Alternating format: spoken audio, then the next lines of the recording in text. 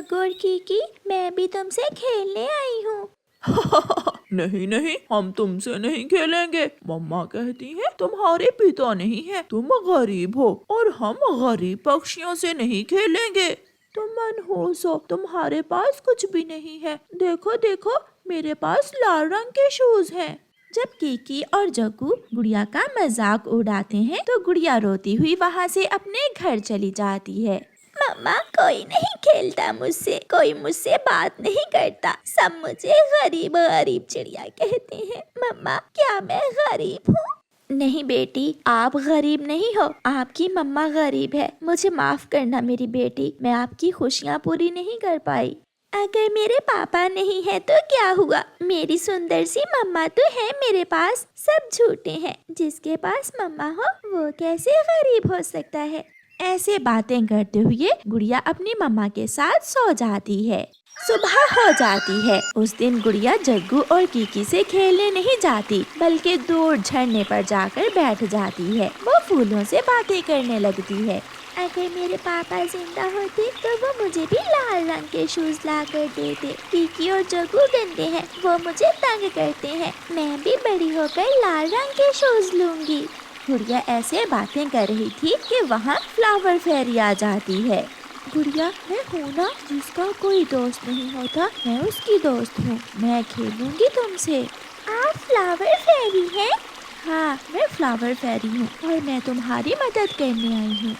फिर फ्लावर फेरी अपनी जादू की छड़ी से गुड़िया को बहुत ही सुंदर लाल रंग के शूज दे देती है, जिसे देखकर गुड़िया बहुत खुश होती है। वाह, ये शूज तो मेरे फेवरेट है, मुझे यही चाहिए थे। आपने मेरी इच्छा पूरी कर दी। मैं भी अपने ये शूज अपने दोस्तों को दिखाऊंगी। आपको जिस चीज की भी जरूरत हो मैं आपको दूंगी। आज से आप मेरी दोस्त हो। गुड़िया खुशी खुशी अपने घर चली जाती है। रास्ते में गुड़िया को कीकी और जग्गू मिल जाते हैं। कीकी कीकी, देखो गुड़िया के पाँव में लाल रंग के चमड़े के शूज हैं। चलो यार, जाकर देखते हैं। दोनों शरारती पक्षी वहाँ जाते हैं। गुड़िया, तुमने ये लाल शूज कहाँ से लिए हैं? मुझे ये शूज मेरी दोस्त ने दिए हैं। तुम मुझसे नहीं खेलते थे ना, इसलिए फ्लावर फेरी ने मुझसे दोस्ती कर ली है। ये सुनकर जग्गू और कीकी जल जाते हैं और गुड़िया वहाँ से चली जाती है। कीकी, किसी तरह हम गुड़िया से ये लाल शूज छीन लेंगे। कल मैं गुड़िया को नदी पर लेकर आऊंगा, फिर हम गुड़िया से शूज छीन लेंगे। गुड़िया बेटी, ये शूज आपने कहाँ से लिए हैं? मम्मा, ये शूज मुझे मेरी नई दोस्त फ्लावर फेरी ने दिए हैं। वो मेरे साथ खेलने भी आया करेगी।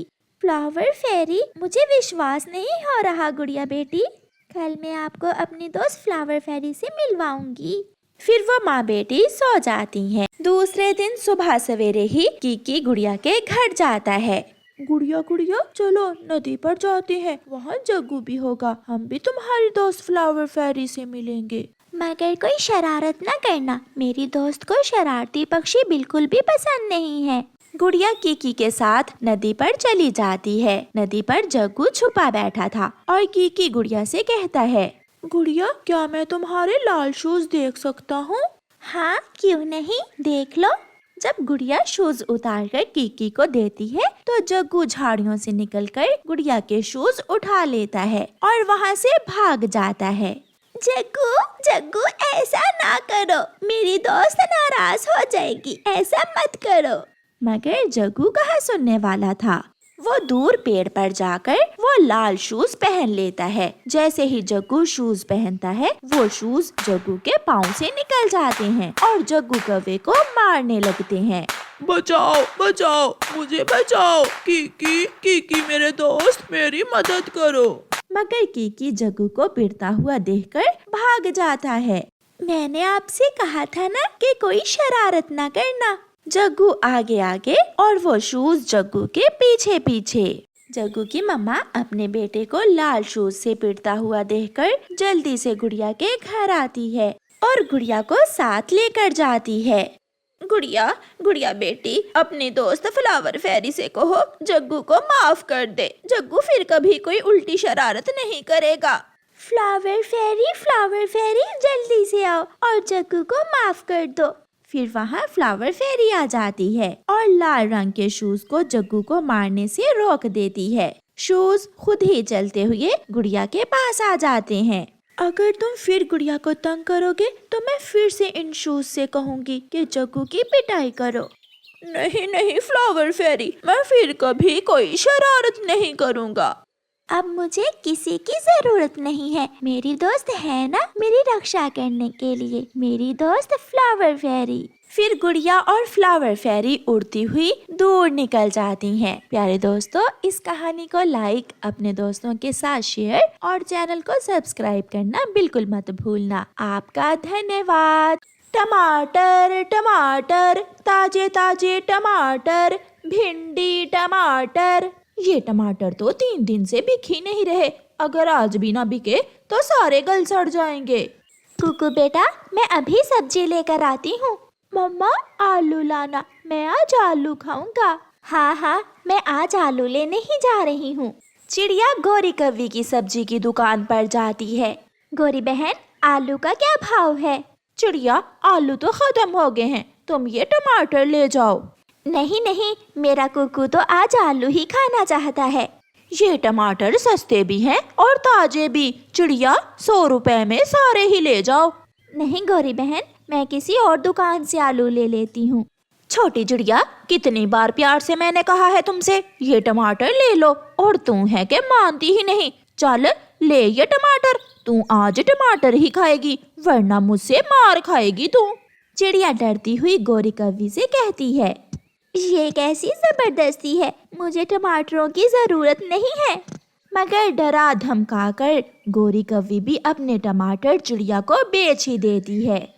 सारा दिन सब्जी बेचने के बाद गोरी कव्वी घर जाती है। कालू कौवा उसका पति सोया हुआ था। उठ जा आलसी कालू, अब तो रात फिर से होने वाली है। मेरी मोटरसाइकिल के लिए पैसे बने क्या?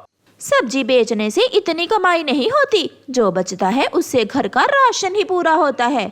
अगर मैं तुझे फ्री में सब्जी ला कर दूं, तो फिर क्या तुम मुझे मोटरसाइकिल के लिए पैसे दे दोगी? फ्री में सब्जी? क्या तेरे बाप के सब्जी के खेत हैं? हाँ, मेरे बाप के ही समझो। फिर दूसरे दिन सुबह सवेरे ही कालू कौवा इंसानों की बस्ती में जाता है।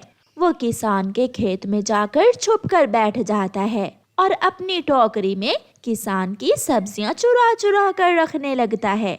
वो थोड़ी ही देर में टमाटर, प्याज और भिंडी चुरा लेता है।